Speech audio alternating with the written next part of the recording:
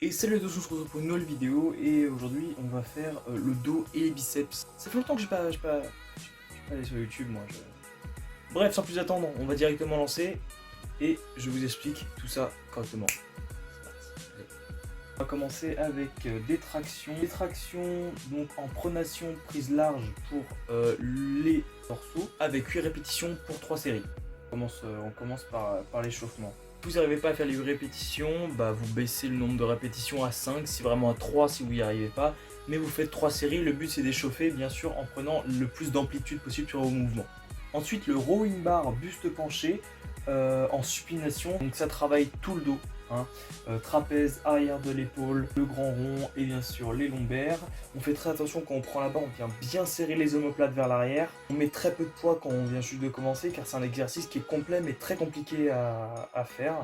Et on part sur 12 répétitions pour 3 séries. Ensuite on va faire du tirage vertical à la poulie haute, donc 12 répétitions pour 3 séries, ça travaille le grand dorsal. On fait surtout pas du tirage derrière nuque, sinon ça peut traumatiser l'avant des épaules. L'exercice se fait en pronation et pas en supination.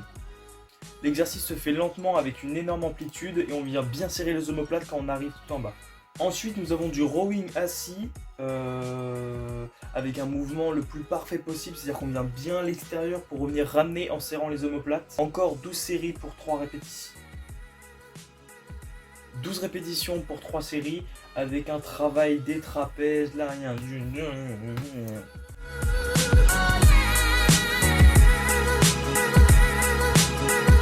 Ensuite ce sont des tractions assis, donc ça c'est pour les gens qui ont vraiment beaucoup de mal avec les tractions. Et aussi c'est une machine qui est très intéressante parce que elle fait le même taf que les tractions. Cependant ne pas négliger les tractions, c'est quand même très important parce que ça travaille le poids du corps et le poids du corps c'est bien. 12 répétitions, 3 séries. Ensuite, donc sans oublier un petit échauffement avec des petites haltères doucement pour bien échauffer le muscle, même s'il est déjà chauffé par le dos juste avant. C'est donc du curl Larry Scott barre tordu. On fait 12 répétitions et après on part sur du curl marteau alterné, donc 15 tours, aux haltères avec un maximum de répétitions dès le début. Donc faites attention, mettez pas trop de poids si vous venez juste de commencer car ça peut traumatiser vos biceps pour la suite de la séance. Et on refait ce schéma 3 fois.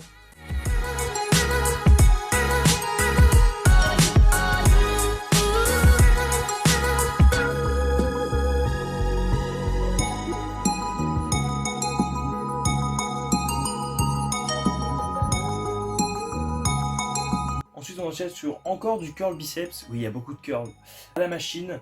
Et donc pareil, essayez d'avoir un mouvement le plus propre possible, surtout si vous venez juste de commencer. On fait toujours très attention au poids qu'on met. Essayez de d'abord travailler plutôt votre endurance que votre force pour éviter les blessures. Et toujours bien évidemment 12 répétitions pour 3 séries.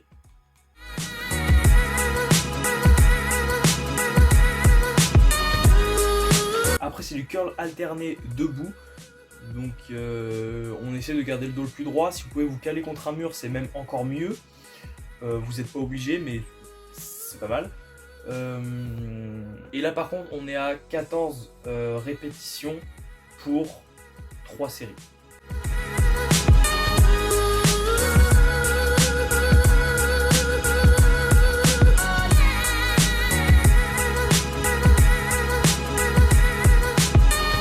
Et donc pour en finir avec cette séance, on finit par du tirage vertical prise serré en supination, donc qui travaille encore le dos, beaucoup les trapèzes, un peu les biceps, c'est pour ça que je le fais en fin, parce que ça travaille les deux groupes en même temps. Et donc là en général c'est la fin de séance, on est complètement éclaté, donc c'est 10 répétitions pour 3 séries.